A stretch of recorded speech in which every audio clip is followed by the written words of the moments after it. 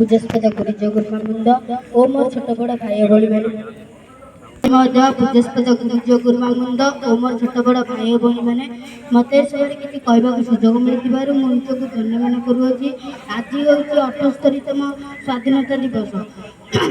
ପରାଧୀନ କଷ୍ଟଦାୟକ ସ୍ୱାଧୀନ ଶବ୍ଦଟି ସମସ୍ତଙ୍କ ପାଇଁ ସ୍ୱାଗତ ଯୋଗ୍ୟ। ଜନ୍ମଠାରୁ ମୃତ୍ୟୁ ଓ ମୃତ୍ୟୁଠାରୁ ଜନ୍ମ ସମସ୍ତେ ହିଁ ସ୍ୱାଧୀନତା ଚାହାନ୍ତି।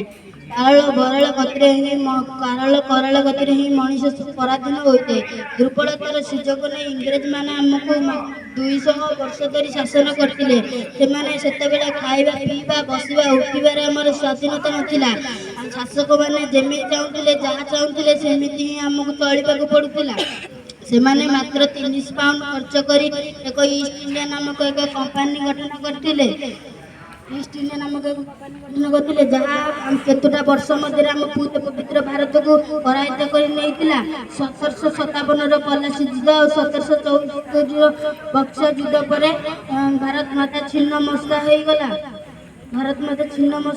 ସେତିକିବେଳେ ସିରାଜଦୌଲାଙ୍କ ଠାରୁ ଆରମ୍ଭ କରି ଟିପୁ ସୁଲତାନ ଓ ଜୟରାଜଗୁରୁଙ୍କ ଠାରୁ ଆରମ୍ଭ କରି ଲକ୍ଷ୍ମଣ ନାୟକ ପର୍ଯ୍ୟନ୍ତ ସମସ୍ତେ ପ୍ରାଣ ବଳି ଦେବାକୁ ଆଗେଇ ଆସିଲେ।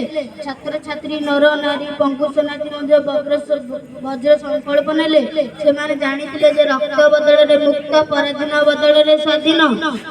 1930ରେ ସମୁଦ୍ର ଇଲାକାର କୁନି କୁନି ବାନର ମାନଙ୍କର ସ୍ୱର ପ୍ରତିଧ୍ୱନିତ ହେଲା ଯେ ତୁମେ ମାର କେତେ ବେତ ମାରିବ, ଜୀବନକୁ ଆମେ ପାଣି ଛଡ଼େଇବୁ, ତୁମେ କି ଆମକୁ ପାରିବ। 1938ରେ କିଶୋର ବାଜିରାଉତଙ୍କ କଣ୍ଠରୁ ଶୁଭିଲା ଯେ ପ୍ରଜାମଣ୍ଡଳର ହୁକୁମ ନାହିଁ, ମୁଁ ଡଙ୍ଗା ଛାଡ଼ିବି ନାହିଁ। 1944ରେ ବିଶ୍ୱତାସୀ ସୁଭାଷ ବୋଷ କହିଥିଲେ ଯେ ମୋତେ ରକ୍ତ ଦିଅ, ମତେ ସ୍ୱାଧୀନତା ଦେବି। କିନ୍ତୁ ମହାତ୍ମା ତିଲକ କହିଥିଲେ ସ୍ୱରାଜ ମୋର ଜନ୍ମଗତ ଅଧିକାର। ସେତିକିବେଳେ ନିଆଁଗିଳା ଚର୍ଚ୍ଚିଲ ହାତରୁ ଅଧା ଜଳ ସିଗାରେଟଟି ଖସି ପଡ଼ିଥିଲା ଓ ଆମ ଦେଶର ଆବାଳ ବୃଦ୍ଧମାନେ ସବୁ ପାଗଳ ହୋଇ ପଡ଼ିଥିଲେ। ସେତେବେଳେ ଆମର ଦେଶର ସଫେଦ ଆକାଶରେ ରୋମାଞ୍ଚ ସୃଷ୍ଟି କରିଥିଲା। ଆଜି ଆମେ ଏହି ଝଣ୍ଡା ତଳେ ଶପଥ ନେବା ଯେ ଆମେ ଏହି ଦେଶକୁ ମହାନ କରି ଗଢ଼ିବା। ବକ୍ତବ୍ୟ ଶେଷ କରୁଛି। ଜୟ ହିନ୍ଦ।